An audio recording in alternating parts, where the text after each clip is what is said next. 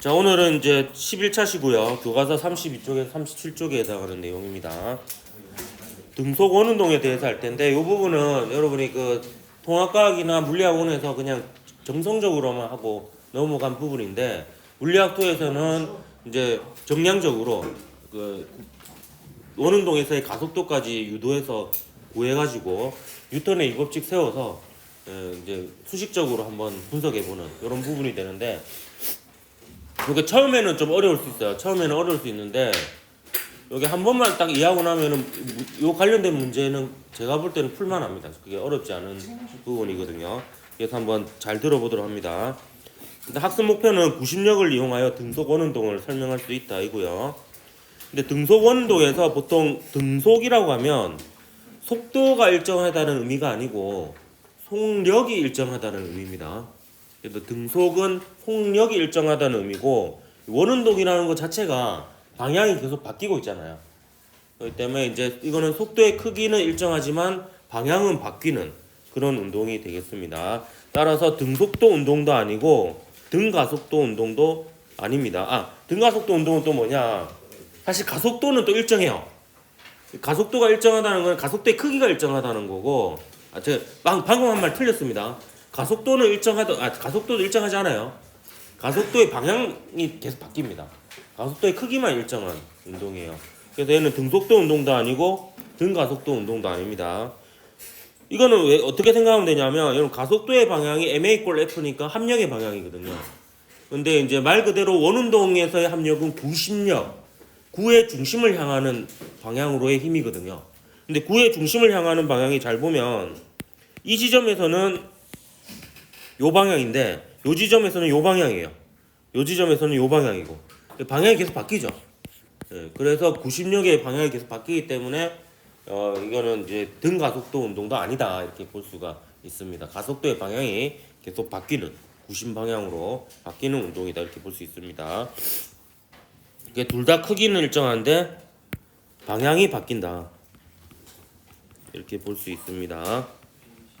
좀 특이한 운동이죠. 속도의 크기도 일정하고 가속도의 크기도 일정한데 방향만 계속 바뀌는 그런 운동을 하게 됩니다. 이때 이제 이 운동을 기술하는 과정을 한번 보여주도록 할게요. 자, 일단 P점은 임의로 잡은 처음 위치입니다. 옆에 적을까?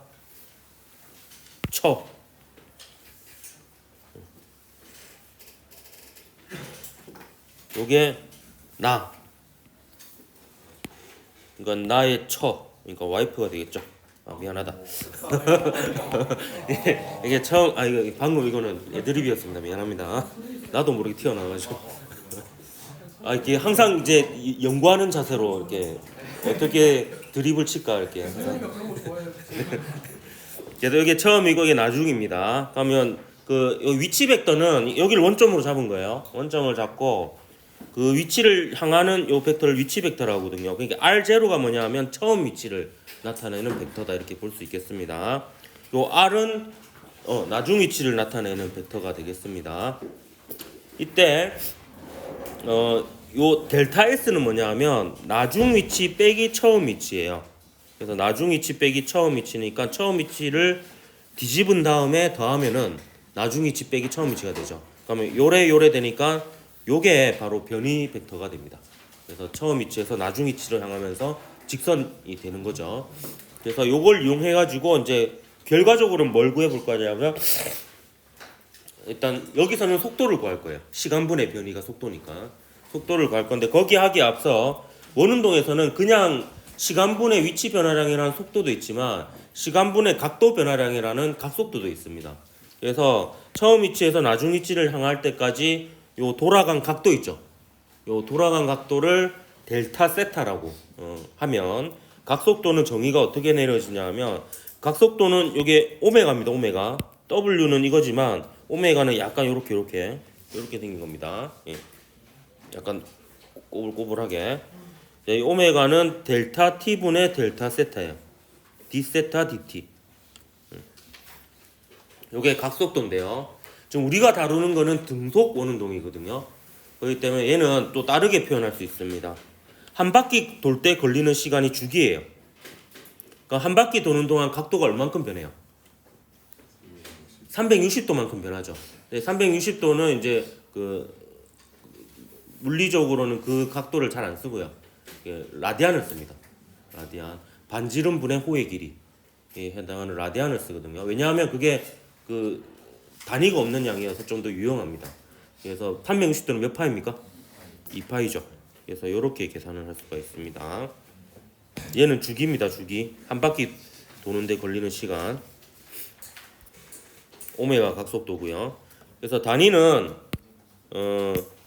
그 각도 라디안은 단위가 없거든요. 그래서 1/s 혹은 라디안 per 세컨드 이렇게 되겠습니다.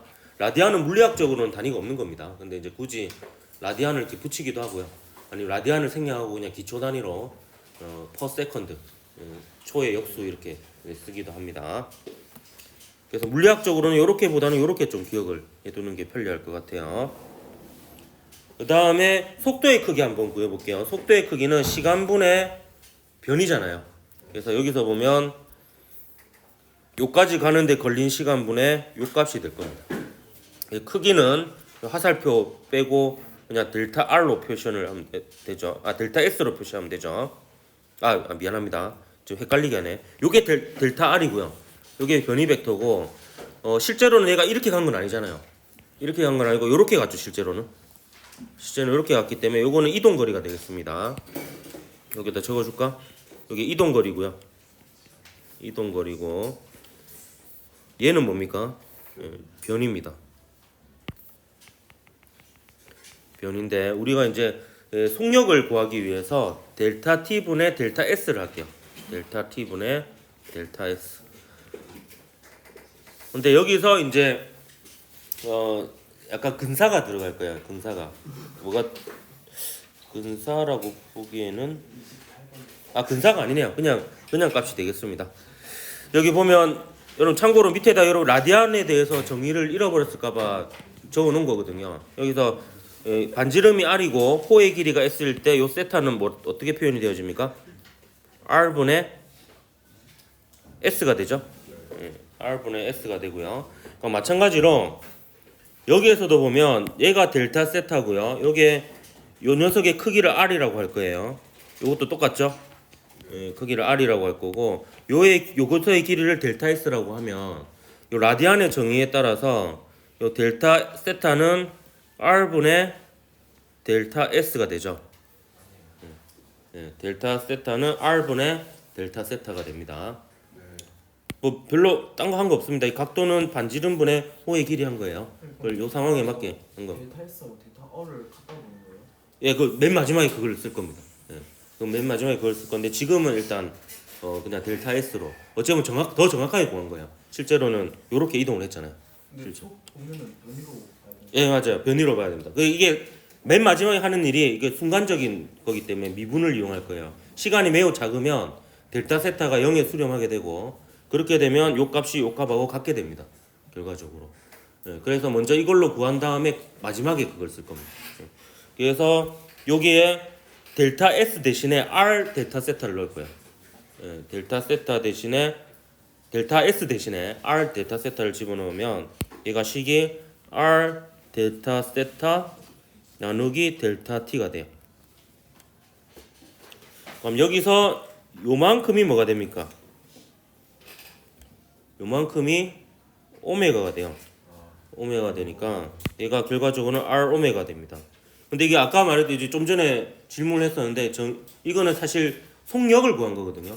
속력을 구한 거지만 이게 속도라고도 볼 수 있는 게 전제 조건에 여기서부터 여기까지 가는데 걸린 시간이 매우 짧아서 얘가 매우 작은 경우에는 호의 길이하고 요 직선의 길이가 같다라고 볼 수 있습니다. 그래서 방금은 속력으로 구한 거지만 순간으로 놓고 치면 그게 곧 속도의 크기가 된다 이렇게 볼 수가 있겠습니다. 그 순간으로 놓고 보면 처음 위치가 여기고 나중 위치가 이 정도 되겠죠. 그러면 변이의 방향이 이 방향이 됩니다. 원의 접선 방향이 됩니다. 그래서 이 속도의 방향은 항상 원의 접선 방향이 된다 이렇게 볼 수 있습니다. 처음 위치에서 나중 위치를 향하는 방향이니까 시간이 매우 짧으면 거의 직선이고 접선이라고 볼 수 있죠. 그렇게 여러분 생각을 하면 되겠습니다. 근데 제가 이거 식을 외우는 방법 알려줄게요. 그냥 V는 R 오메가라고 외울 필요 없이 오메가의 단위를 알면요. 이렇게 하면 이게 미터잖아요. 이게 퍼 세컨드죠. 미터 퍼 세컨드가 됩니다. 그래서 단위로 좀 기억하기 바랍니다. 그래서 속력이 미터 퍼 세컨드잖아요. 그래서 미터 퍼 세컨드 이렇게 기억을 하면 좀 편리합니다. 그럼 제가 여러분의 유추 능력을 한번 보도록 할게요. 가속도의 단위 뭐예요? 미터 퍼 세크 제곱이잖아요. 그러면 가속도를 R과 오메가로 나타내면 뭐가 될 것 같아요? 느낌이 단위로만 맞춰보세요. 예, R 오메가 제곱이 실제로 됩니다. 예, 그래서 그렇게 기억을 해도 됩니다. 그냥 단위로. 근데 오늘은 이제 그 유도를 한번 해볼 거고요. 근데 매번 여러분 유도할 필요는 없고 결과만 기억을 해도 됩니다. 그래서 단위만 기억하면 사실 이게 편리해요. 그래서 미터 퍼 세컨드니까 R 오메가, 가속도는 미터 퍼 세컨드 제곱이니까 R 오메가 제곱. 이렇게 기억을 하면 이제 기억하기는 좀 용이할 겁니다. 자, 그러면 이제 가속도의 정의를 그대로 써서 가속도를 한번 구해볼 겁니다. 구심 가속도예요. 자, 요게 처음이고 이게 나중입니다. 예, 좀 과장해서 그린 거예요. 사실 매우 짧은 시간 동안 나중에 이제 걸 할 겁니다. 지금은 이제 그림을 그리기 좀 편하게 하기 위해서 꽤 긴 시간 동안을 놓고 이렇게 하고 있는 겁니다. 자, R1이 처음 위치 벡터, R2가 처음 나중 위치 벡터고요. 요게 처음 속도, 얘가 나중 속도인데 이게 등속어는 왜 꺼지라고? 아, 화장실? 알았어. 야, 이거 다 녹음되고 있다. 편집 편집 시간이 없습니다. 그냥 그대로 올릴 겁니다. 박모군이 방금 했고요. 자, 이 속도하고 이 속도는 크기는 같습니다. 크기는요. 왜냐하면 등속 오는 운동이니까 속력은 일정한 운동이에요. 그럼 이게 나중 속도고 이게 처음 속도고요. 그럼 가속도의 정의에 따라서 우리는 어떻게 할 거냐면 속도의 변화량을 시간으로 나눌 겁니다. 이때 델타 V를 어떻게든 이제 표현을 해서 이제 가속도를 구심 가속도를 구하게 될 건데요. 그럼 요거를 제가 따로 이렇게 해놓은 겁니다. 제가 한 건 아니고 이제 교과서에 미리 그림을 그려놨죠. 요게 처음 벡터고요. 요게 나중 벡터입니다. 근데 R1하고 V1 사이에 90도 각을 이루고 있고 R2하고 V2 사이에 90도 각을 이루고 있기 때문에 R1과 R2 사이의 각도가 곧 V1과 V2 사이의 각도이기도 해요. 방금 한 말 이해했습니까? 지금 얘네들이 서로 90도 이루고 있잖아요. 얘네들도 90도 이루고 있어요. 근데 얘하고 얘가 세타만큼 각 차이가 있다라고 하면 얘하고 얘도 똑같은 각도만큼 각도의 차이가 있을 거예요. 그래서 이렇게 삼각형을 그리면요, 요게 델타 세타가 되고요. 그 다음에 나중 속도 빼기 처음 속도. 그러니까 요 녀석이 결국에 뭘 한 거냐면 나중 속도 더하기 마이너스 처음 속도 한 겁니다. 그래서 보면 마이너스 처음 속도 하면은 요거를 제가 초록색으로 따로 표시해 볼게요. 요게 마이너스 처음 속도죠. 그러면 요렇게 하면 이게 마이너스 처음 속도 그리고 이 나중 속도가 되잖아요. 그러면 요래 하면 꼬랑지하고 대가리 이용은 이렇게 되죠. 그래서 요게 속도의 변화량입니다. 속도의 변화량. 그러면 요거를 역시 라디안의 정의에 따라서 요 델타 세타를 이게 시간이 매우 작은 경우에는 델타 세타도 0에 수렴하게 되고요. 그럼 요 선의 길이하고 요 호의 길이가 같게 됩니다. 그래서 요 델타 세타는 요 녀석의 길이분의 요 녀석의 길이라고 볼 수가 있는 거죠. 따라서 얘는 V분의 델타 V라고 볼 수가 있습니다. 요 녀석의 크기가 V1과 V2의 크기가 그냥 V죠. 그래서 반지름 대신에 V가 들어간 거고 요게 델타 V잖아요. 그래서 그 녀석의 크기를 나타낼 때는 화살표 떼고 그냥 쓰면 됩니다. 그래서 델타 세타는 V분의 델타 V라고 볼 수가 있습니다. 그러면 결과적으로 델타 V는 뭐가 됩니까? 델타 V는 V 델타 세타가 되죠. 그래서 요 녀석을 요 델타 V 대신에 집어넣습니다. 그러면 V 델타 세타 나누기 델타 T가 되죠.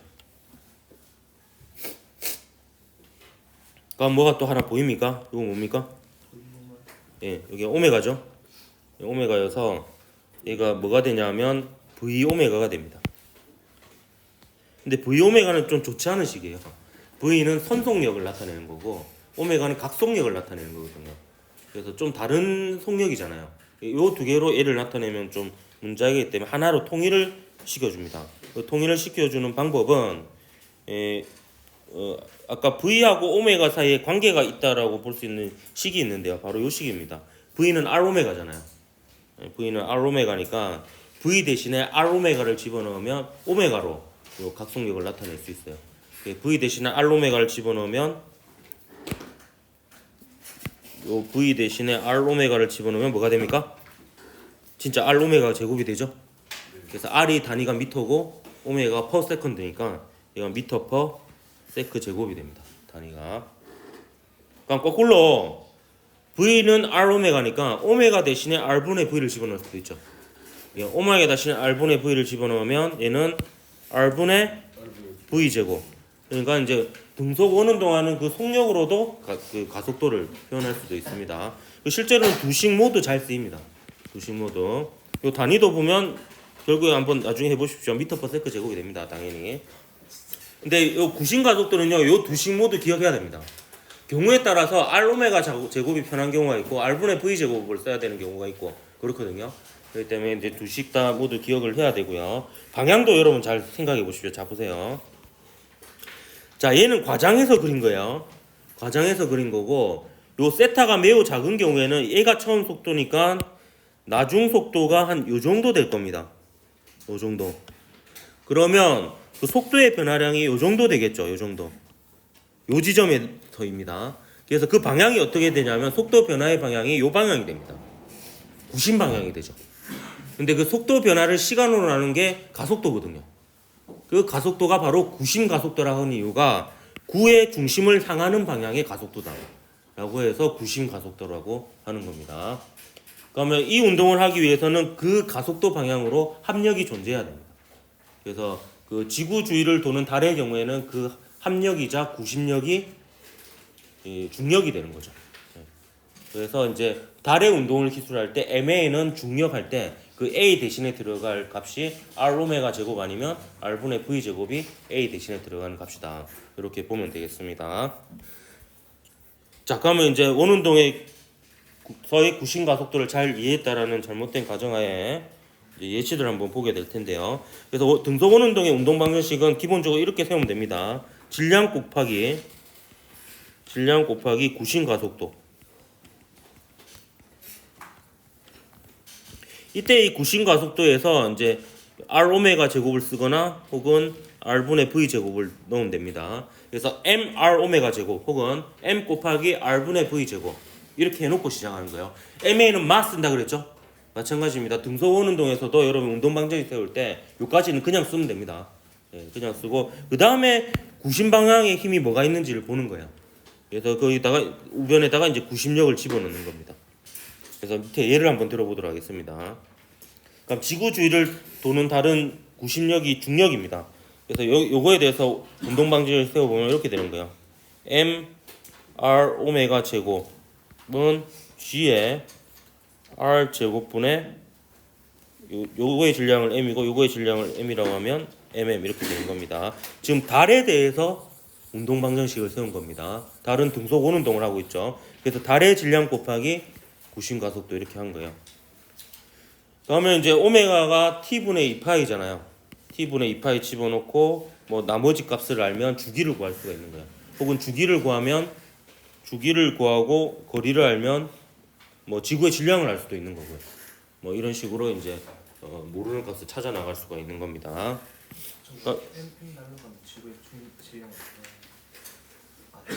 이게 달의 질량이니까 지구의 질량을 계산할 수 있는 방법이기도 한 거죠. 그 다음에 요거는 어떻게 전기력이죠. 구심력이 전기력이니까 얘는 식을 세우면 전자의 질량을 스몰 m, 원자의 질량을 라지 m이라고 하면 전자에 대해서 운동 방정식을 세우는 거기 때문에 m r 오메가 제곱은 k의 요 원자에게 전하량을 q, 전자의 전하량을 스몰 q라고 하면 쿨롱 상수의 거리의 제곱분의 qq 뭐 이렇게 되겠죠. 이렇게 해서 역시 또 뭐 필요한 값을 찾아갈 수가 있습니다. 그럼 이 경우는 어떻게 되느냐? 이 경우는 이번에는 원격 힘이 아니죠. 얘는 요 녀석의 질량을 m이라고 하면 mr 오메가 제곱은 이 구심력을 t라고 하면 그냥 t 이렇게 되는 겁니다. mr 오메가 제곱은 t. 이런 식으로 이제 그 원운동에 대한 방정식을 세워보면 되겠습니다. 자, 그럼 문제 좀 풀어보도록 할게요. 자, 지학사 교과서 중단원 마무리 문제입니다. 다음 중 등속 원운동에 적용할 수 있는 공식이 아닌 것은, 자, 속력은 미터 퍼 세크죠. 반지름이 미터, 각속도가 퍼 세컨드 맞죠? 예, 이거는 이제 식이 맞는 식입니다. 자, 구심력은 원운동에서의 합력이죠. 그렇기 때문에 질량 곱하기 구심 가속도 MA 맞습니다. 그다음에 구심 가속도는 R 오메가 제곱 아니면 R분의 V 제곱이죠. 그래서 여기는 R분의 V 제곱 맞고요. 시간은 속력분의 거리입니다. 속력분의 거리인데 주기를 구하고 싶으면 두 가지 방법이 있어요. 요 두 개를 맞춰야 됩니다. 근데 이건 안 맞아요. 주기를 구하면 주기는 오메가 분의 2파이를 하거나, 그러니까 각속력분의 각도 이렇게 하거나, 아니면 속력분의 원둘레의 길이 이렇게 해야 됩니다. 둘 중에 하나입니다. 이거 분모 분자를 맞춰줘야 돼요. 각속도를 쓸 거면은 각도를 써야 되고요. 선속력을 쓸 거면은 그 선의 길이를 써야 돼요. 그래서 이걸 맞춰줘야 됩니다. 이 식만 봐도 또 오메가는 R분의 V인 걸 알 수 있죠. 뭐 그런 것도 알 수 있습니다. 그래서 이 주기식이 틀렸네요, 그죠? 오메가 분의 2파이 R 이런 식으로 한 거죠. 이게 틀린 값이 됩니다.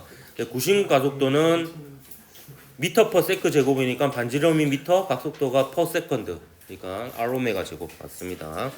이런 식이죠.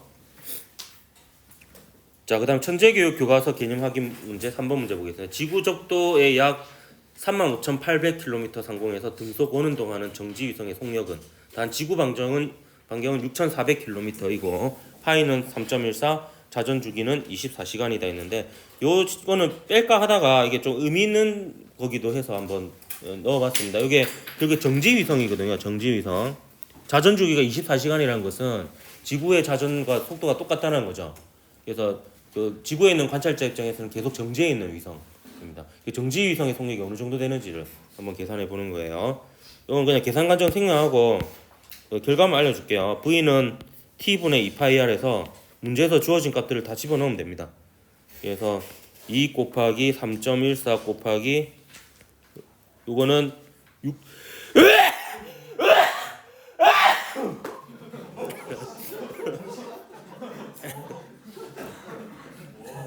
네. 6,400km 더하기 35,800km, 이게 지구 중심에서 인공위성 중심까지의 거리입니다. 요게 지구 반지름이고 이 지구 표면에서 인공위성까지 거리니까 나누기 24시간 해서 킬로미터 퍼 아워를 그대로 살려두면 얘가 11,042km per hour가 돼요. 굉장히 빠른 속도죠. 시속 11,042km예요. 1시간에 10,000km 이상 가는 속도로 실제로는 돌고 있는 거다. 근데 우리 눈에는 이제 정지해 있는 것처럼 보이는 거죠. 여러분, 그 대학교 교수님들이 좋아하는 인재상 중에 하나가 이런 걸 직접 계산해 보는 학생이에요. 여러분이 생각하기엔 변태 같은 학생이 되겠지만 그 교수님 입장에서는 호기심이 많은, 그래서 그 호기심을 직접 해결하려는 욕망이 큰, 그래서 이제 대학에 와서 대학원을 지나갈 가능성이 매우 큰 학생으로 미래의 고객이다 이렇게 볼 수 있으니까 이제 뽑으려고 하겠죠. 그래서 이제 그런 걸 이제 그래서 그 막 면접하다 보면은 맨 마지막에 하는 주요 질문 중에 하나가 직접 계산해봤니? 이거거든요.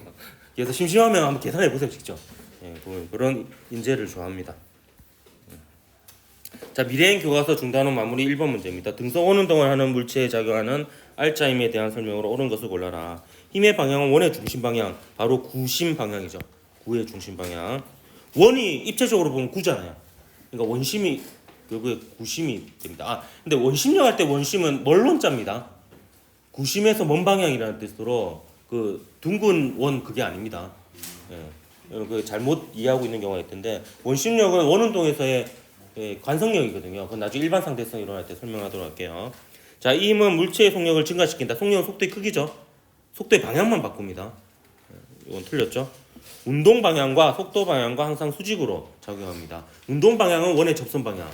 그다음에 가속도 방향은 원의 중심 방향이 됩니다. 그래서 DD 그래서 4번이 답이 된 문제였습니다. 자, 그 다음에 마찬가지로 미래행 교과서 중단원 2번 문제 보도록 할게요. 그림과 같이 질량이 2kg인 물체가 1m/s의 일정한 속력으로 반지름 0.5m인 원을 그리며 운동하고 있다. 이 물체에 작용하는 구심력의 크기는 얼마인가? 자, 구심력의 크기는 MA 해보면 되죠. 원운동에서의 합력이 있고 구심력이니까. 근데 여기 문제에서 주어진 게 얘는 R이고요. 얘는 뭡니까? 아니, 질량이고요. 그 다음에 요게 속도죠, 속도. 그러니까 R하고 V가 나와 있으니까 MR 오메가 제곱 쓰는 게 낫겠어요? 아니면 MR분의 V 제곱 쓰는 게 낫겠어요? M 곱하기 R분의 V 제곱 쓰는 게 이 경우에 낫겠지. 그래서 얘는 M 곱하기 R분의 V 제곱을 쓸 거고요. 그래서 질량이 2kg, 반지름이 0.5m, 속력이 1이니까 얘는 얼마가 됩니까? 4N이 됩니다. 이 정도 풀 수 있겠습니까? 내면 숫자 좀 바꿔가지고.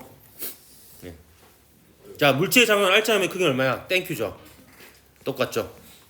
MA가 R자임이니까. 끝입니다.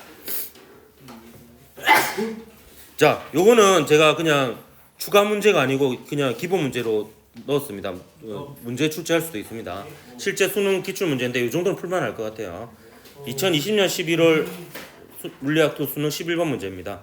그림은 질량이 1kg인 물체가 천장에 줄로 연결되어 등속 원운동하는 모습을 나타낸 것이다. 줄의 길이는 2m이고요.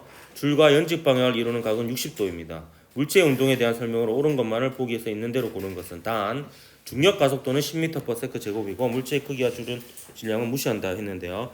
구심력의 크기 물어봤습니다. 구심력의 크기는 ma 꼴 f 해가지고 이제 그 구심 가속도를 구해서 구하는 방법이 있고요. 근데 이 경우는 그게 아니에요. 요거는 요 힘을 분해해봐야 됩니다. 자, 이 상황을 한번 볼게요. 요 1kg의 물체에 작용하는 힘을 표시해 보겠습니다. 그럼 아래쪽으로 중력이 작용하죠. 중력이 얼마입니까? 1kg 곱하기 중력 가속도 10N입니다. 10N. 그 다음에 얘는 끈하고 연결되어 있잖아요. 실하고. 그럼 실이 잡아당길 겁니다. 실이 밀지는 않을 거 아니야. 그래서 실을 잡아당기는 장력 T가 있습니다. 자, 그러면 이제 얘를 분해해야 되는데 어떻게 분해하면 얘는 원운동 하잖아요. 그럼 얘는 원의 중심 방향, 구심 방향이 어느 방향이냐면 이 방향이에요. 그래서 축을 세울 때 얘를 하나의 축으로 잡고요.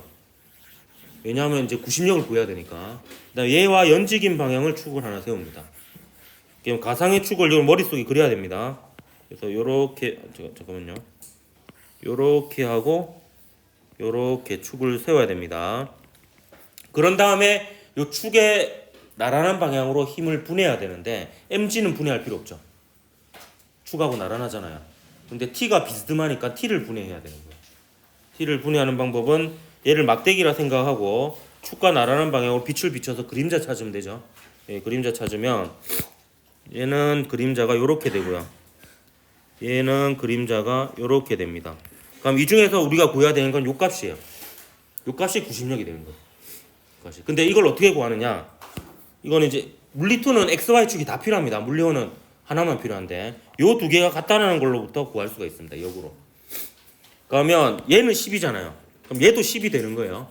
근데 얘를 보면은 요 직각삼각형에서 지금 주어진 각도가 얘가 주어져 있었어요. 60도 얘가. 요 삼각형하고 요 삼각이 닮음이죠. 그래서 얘가 60도니까 요 길이는 60도하고 90도 사이니까 높이예요, 밑변이에요.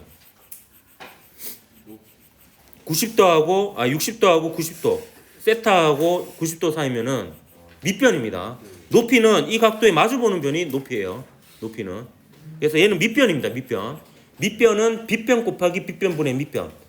빗변 곱하기 빗변분의 밑변이니까 그 빗변에다가 코사인 세타를 한 겁니다. 그래서 얘는 t 코사인 60도예요.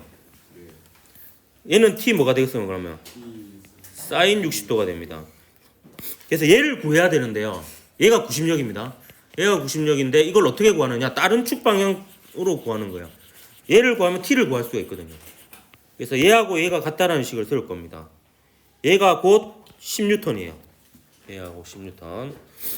그러면 코사인 60도가 얼마고? 2대1 때 2분의 1입니까? 예, 2분의 1이니까 2분의 t가 10이네요. 그럼 t가 얼마가 됩니까? t가 20N이 되면 되나? t가 20이니까 여기에다가 20을 집어넣으면 되죠. 20을 집어넣으면 얘는 20 곱하기 사인 60도는 2분의 루트 3입니까? 그러니까 얼마가 됩니까?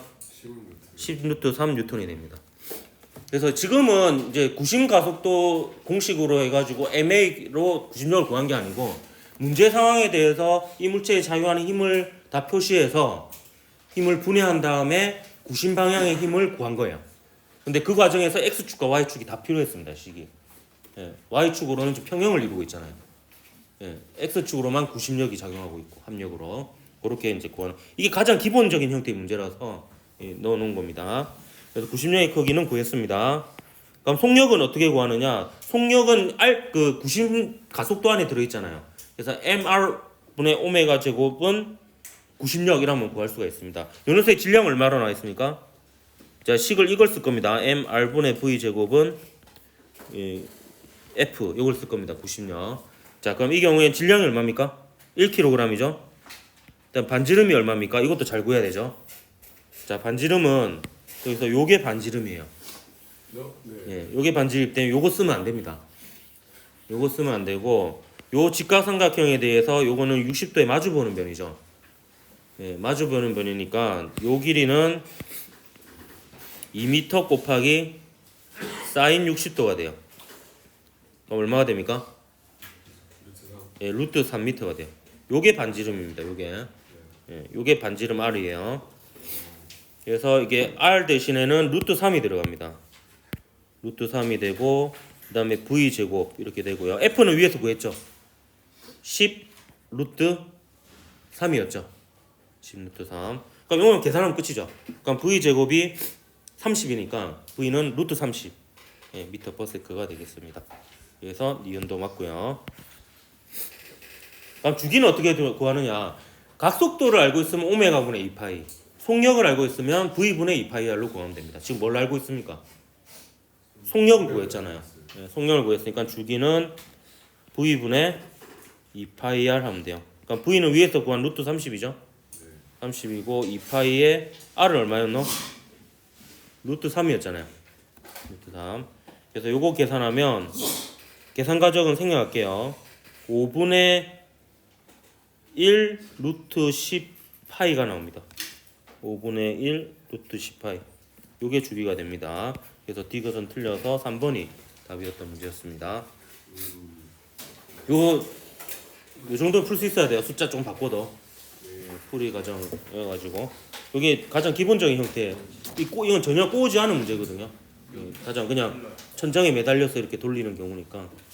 대신에 이제 전부 다 분해를 해야 돼요. 힘도 분해하고 실의 길이도 그대로 쓰면 안 되고 이제 반지름으로 분해하고 그렇게 해야 됩니다.